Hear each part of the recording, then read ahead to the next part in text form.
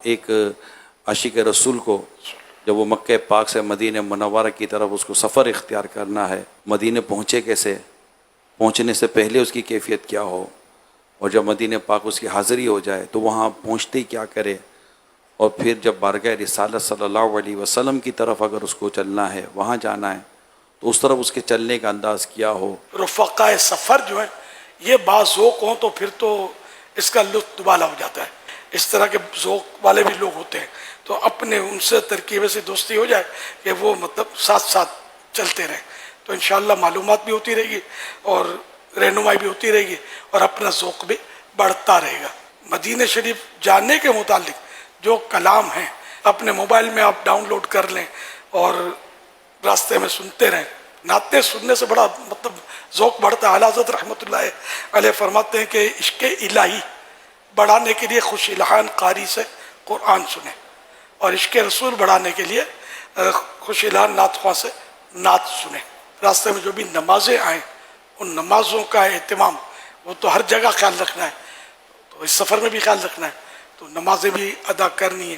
جب مدینہ قریب آ جاتا ہے تو اب ہمارے ہاں تو یہ ہوتا ہے کہ مدینہ سے آنے سے کچھ دیر پہلے کھڑے ہو جاتے ہیں اور مدینہ پاک کا صلاۃ والسلام وغیرہ کے ذریعے استقبال کرتے ہیں کہ اب ہم مدینہ میں داخل ہونے والے ہیں۔ اچھا، پھر اترنے کا یہ کہ جب مدینہ شریف آ جائے تو پہلے جو ہے نا دروازہ اس کے باہر سر نکالیں آپ۔ اب سر کے بل تو چلنا تو اپنے بس کا روگ نہیں ہے کہ وہ نہ ہاں رہے مدینہ غافل ذرا تو جاگ، او پاؤں رکھنے والے یہ جا چشموں سر کی ہے۔ کتابوں کی بات نہیں کر رہا، اپنے ذوق کی بات کر رہا ہوں۔ مدینہ شریف میں داخلہ ہو، درود السلام ہو، آنکھوں سے آنسو بہ رہے ہوں، مدینہ جیسے آنے لگا تو آنسو جاری ہو جائیں، کھڑے کھڑے استقبال کر رہے ہیں، رو رہے ہیں، اور ریا سے بھی بچ کر کرنا۔ ریا کے حملے تو ہوں گے اور بعض لوگ بولیں گے بھی کہ یہ دیکھو دکھانے کے لیے رو رہا ہے، معاذ اللہ،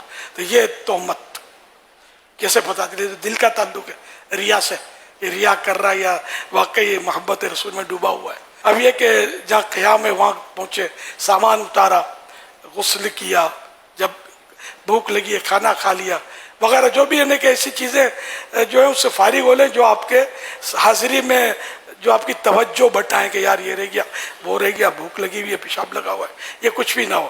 فریش ہو کر آپ نے مطلب ٹینشن فری ہو کر حاضری دینی ہے، تو غسل کرنا ہے، نئے کپڑوں کا جوڑا لے جانا ہے ساتھ، فریش نیو یہ کپڑے پہنے، عطر لگانا ہے، مشک عطر بہتر ہے، مگر اب مشک بھی کہاں سے لائیں؟ جو اصل مشک تو بہت مشکل ہے، تو ہم مطلب اچھے سے اچھا عطر لگانا ہے۔ باب السلام سے حاضری ہو رہی ہے، ویسے جانا چاہیے قدموں سے۔ آداب یہی ہے کہ قدموں سے جب بھی ہم کسی مزار پر بھی جائیں اولیاء کرام کے تو قدموں سے حاضری دیں، سر کی طرف سے نہ دیں، یہ ادب ہے، گناہ نہیں ہے۔ مسجد نبی شریف کے باہر کھڑے ہو کر کسی کے بھی گھر جائیں گے تو اجازت تو لیں گے نا، تو یہ تو آقا کا آستانہ ہے، تو یہاں اجازت کی نیت سے الصلاۃ والسلام علیک یا رسول اللہ عرض کرے باہر کھڑے کھڑے، اب جس سے کہ سمجھو کہ اجازت مل گئی، وہی ذہن کو ہی ایک بنانے کی اجازت مل گئی۔ اب اپنا مسجد نبوی شریف میں سیدھا قدم داخل کرے، دعا بھی پڑھ لے، وہ جو مسجد میں داخلے کی دعا ہے، اور اب پھر مسجد میں داخل ہو گئے۔ اب اعلیٰ حضرت رحمۃ اللہ نے لکھا ہے خاص کر پہلی حاضری کے لیے کہ ادھر ادھر یہ سونے کے جھومر لگے ہوئے ہیں اور نقش و نگار بنے ہوئے ہیں، ان کی طرف بالکل نظر نہ رکھے، توجہ صرف آقا کی طرف رکھے۔ چلا ہوں ایک مجرم کی طرح میں جانب آقا، نظر شرمندہ شرمندہ، بدن لرزیدہ لرزیدہ، یعنی اس کیفیت میں وہ آگے بڑھے۔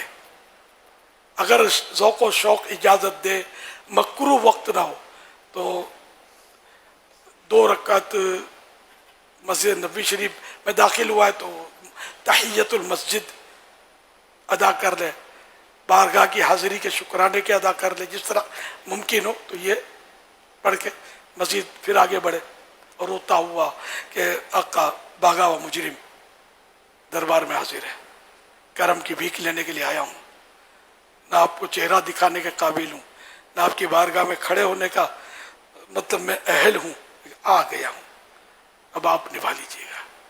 لگاتے ہیں اس کو بھی سینے سے آقا جو ہوتا نہیں منہ لگانے کے قابل۔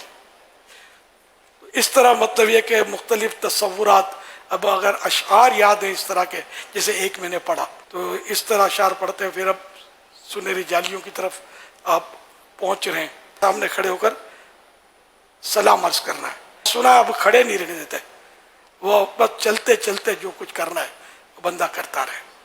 تو یہ اتنا رش ہوتا ہے تو غالباً اس لیے وہ کہ اگر کھڑے رہیں گے تو ٹریفک جام ہو جائے گا ان کا، ظاہر لوگ کیسے بھی حاضری دیں گے، لاکھوں لوگوں کو آنا ہوتا ہے۔ بس آپ کی وجہ سے کوئی چیخ نہ مارے، اگر آپ کو لگتا ہے یا اللہ رو یا اللہ رو کر کے وہ چیخیں مار رہے ہیں تو پھر آپ بالکل نہیں کھڑے رہیں۔ سرکار کو اس سے ظاہر ہے کہ تکلیف ہوتی ہے۔ وہ آیت اوپر لکھی ہوئی ہے، لا ترفعوا اصواتکم فوق صوت النبی، کہ نبی کی آواز پر اپنی آواز بلند نہ کرو، لیکن وہاں ہو رہی ہوتی ہیں آوازیں بلند، بعض لوگ زور زور سے پڑھ بھی رہے ہوتے ہیں۔ ادب گہست زیر آسماں از عرش نازک تر، نفس گم کردہ می آیت جنید و با یزید ہی جا، کہ زمین و آسمان میں ایسی ادب کی جگہ نہیں ہے جیسی یہ ادب کی جگہ ہے، کہیں بھی نہیں ہے۔ اور یہاں تو جنید اور با یزید جیسے اولیاء کرام کی سانس رک جاتی ہے، نفس مانے سانس، ایسی بارگاہ ادب کی ہے۔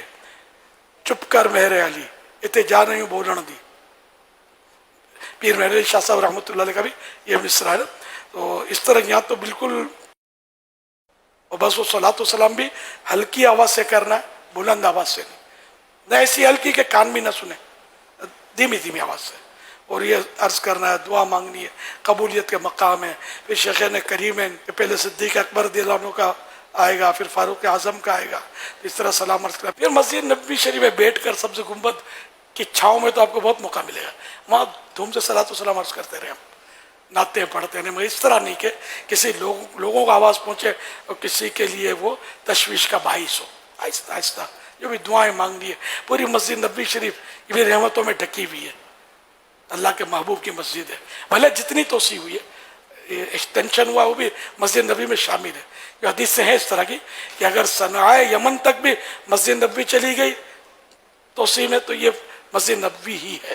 یمن شریف کا شہر ہے صنعاء، اس کی مثال دی ہے۔ یمن تک بھی اگر مسجد کی ایکسٹینشن ہو گیا، اب یہ توسیع ہوتی رہی تو یہ پھر سارا جو بڑھتا گیا سب مسجد نبوی ہے۔ یہ ہمارے لیے بڑا کرم ہے۔